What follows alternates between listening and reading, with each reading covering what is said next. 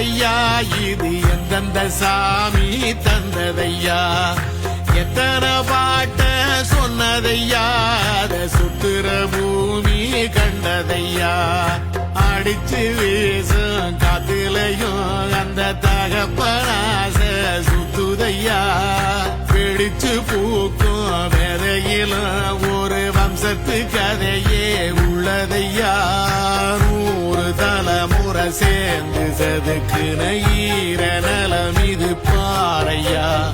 வாழும் வரையிலும் நீயும் விதைக்க